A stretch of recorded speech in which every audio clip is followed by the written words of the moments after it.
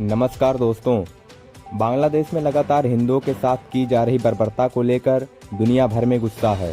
खासकर जब से हिंदू युवक दीपू दास को जिंदा जलाकर मारा गया है, उसके बाद से तो भारत के साथ ही कई देश यूनुस सरकार को चेता चुके हैं कि बांग्लादेश में कट्टरपंथियों की जमात जिस तरह से खूनी खेल चला रही है, उस पर रोक लगनी चाहिए। हालांकि यह बात अलग है कि जो गैंग गाजा में हुए हमले को लेकर अपनी छाती पीट रहा था, इंसानियत की दुहाई देकर इजराइल के खिलाफ जहर उगलते हुए भारत में बवाल काट रहा था, मोमबत्ती लेकर सड़कों पर मातम मना रहा था, अब यही गैंग बांग्लादेश में हिंदुओं के साथ हो रही क्रूरता पर मौन है। अब इनमें से कोई भी इंसानियत की बात नहीं कर रहा है।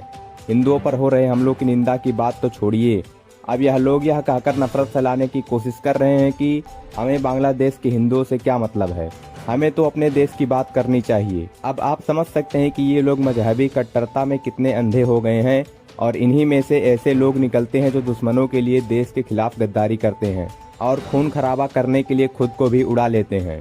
बांग्लादेश में हिंदुओं के साथ हो रही बर्बरता को लेकर जिस मुस्लिम नेता के रिएक्शन पर सबकी नजर थी, अब उन्होंने बड़ा बयान देकर कट्टरपंथियों को भी चौंका दिया है। दरअसल मैं बात कर रहा हूँ AIMIM के सांसद असदुद्दीन ओवैसी की, जिन्हें मुस्लिमों का बड़ा नेता बताया जाता है, जिन्होंने पहलगाम में हुए हमले के बाद पाकिस्तान की आतंकी सोच को दुनिया के कई देशों में जाकर बेनकाब किया था। अब उन्होंने बांग्लादेश में हो रहे हिंदू विरोधी हमलों पर बड़ा रिएक्शन दिया है। ओवैसी ने बांग्लादेश में दीपू दास और अमृत मंडल की अलग अलग घटनाओं में हुई निर्मम हत्या की निंदा की है। साथ ही उन्होंने भारत बांग्लादेश के संबंधों में सुधार के लिए भारत की ओर से उठाए गए कदमों का समर्थन करने की बात कही है। उन्होंने कहा कि बांग्लादेश में लगभग 2 करोड़ अल्पसंख्यक हिंदू समाज के लोग रहते हैं और बांग्लादेश का निर्माण धर्मनिरपेक्ष बांग्ला राष्ट्रवाद के आधार पर हुआ।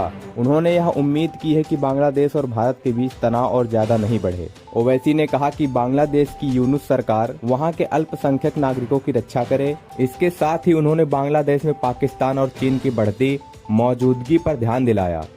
उन्होंने कहा कि क्षेत्र में भारत विरोधी ताकतें जैसे पाकिस्तान की ISI और चीन मौजूद है।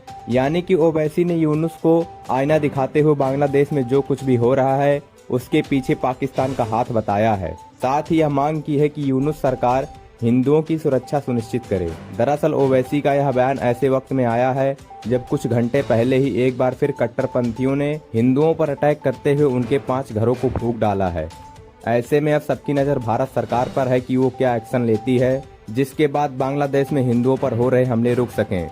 वैसे आपकी इस खबर पर क्या राय है, कमेंट बॉक्स में जरूर बताएं और ऐसे ही खबरों को देखने के लिए हमारे चैनल को सब्सक्राइब करें।